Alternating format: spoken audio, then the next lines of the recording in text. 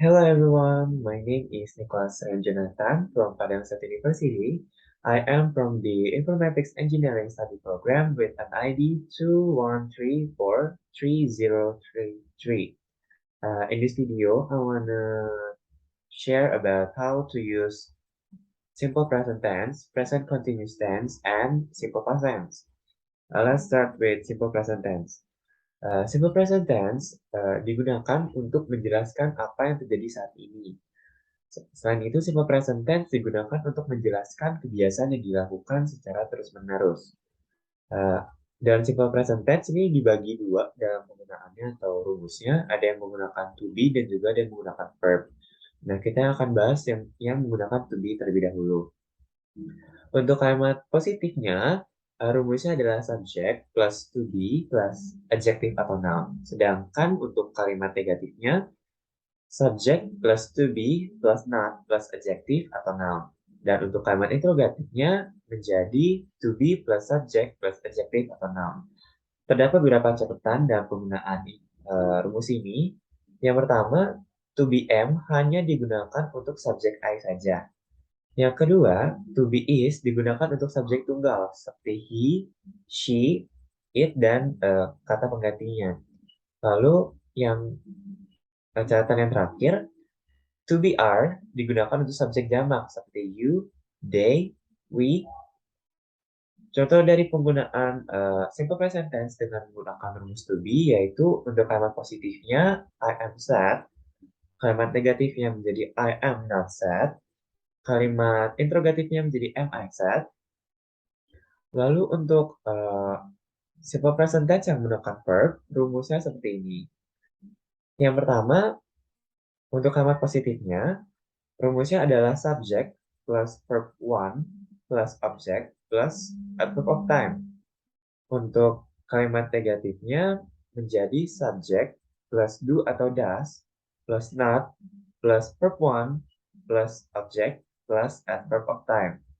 Untuk interrogative sentence-nya menjadi do atau does plus subject plus verb one plus object plus adverb of time. Dan yang terakhir, interrogatif juga, tapi dengan menggunakan WH question. Maka rumusnya menjadi WH question plus do atau does plus subject plus verb one plus object plus adverb of time.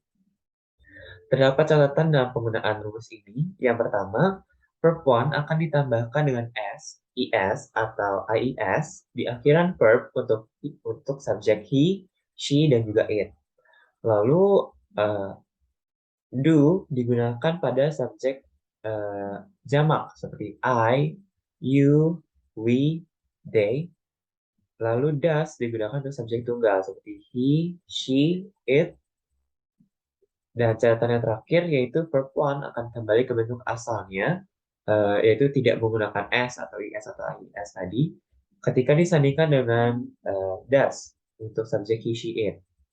Nah, contoh penggunaan simple present tense dengan menggunakan rumus verb yaitu pada kalimat positifnya menjadi she eats hamburger every day. Lalu untuk kalimat negatifnya menjadi she does not eat hamburger every day. Lalu untuk kalimat interrogatifnya menjadi does she eat hamburger every day?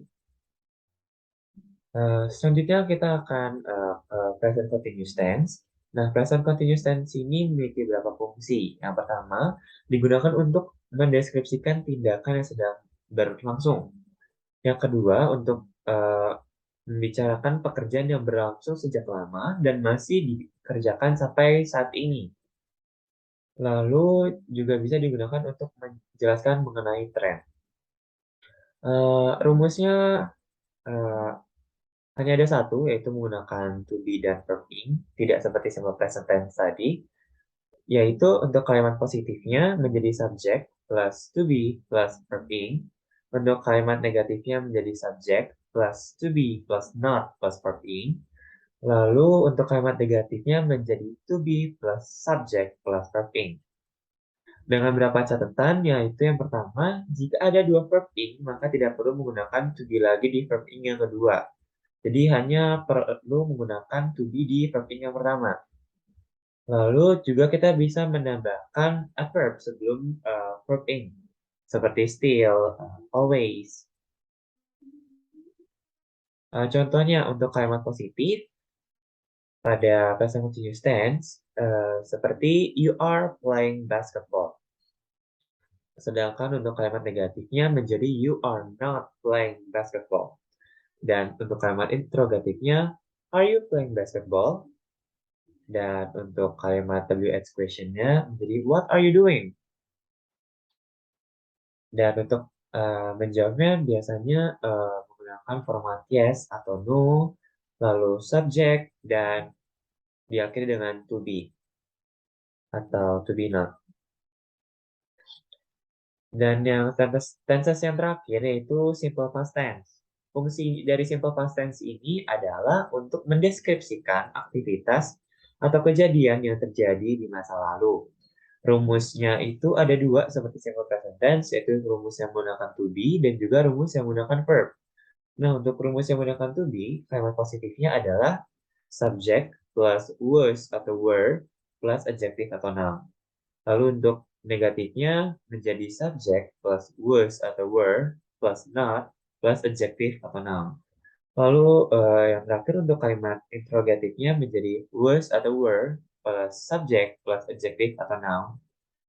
Dengan beberapa catatan pada rumus ini, yang pertama, was digunakan untuk subjek tunggal seperti I, he, she, it.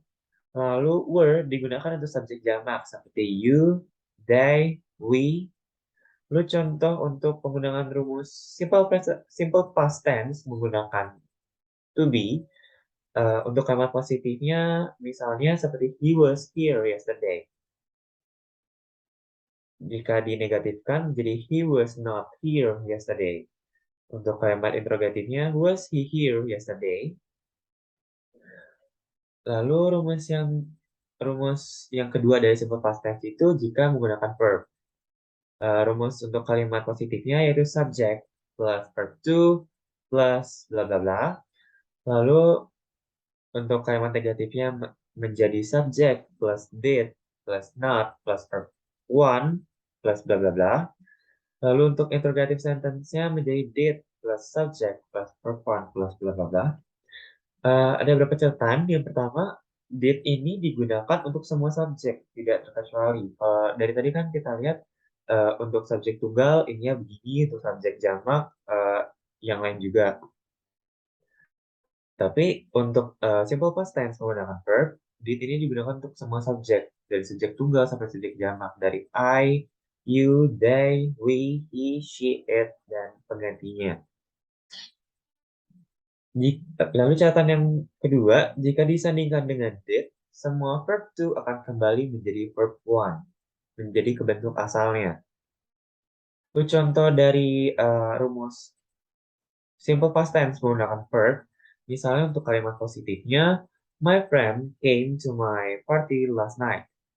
Untuk kalimat interrogatifnya, my friend did not came to my party last night. Dan untuk kalimat interrogatifnya, did my friend came to my party last night? Thank you for watching. Maybe that's all I can say. I apologize if there's a wrong word. And goodbye.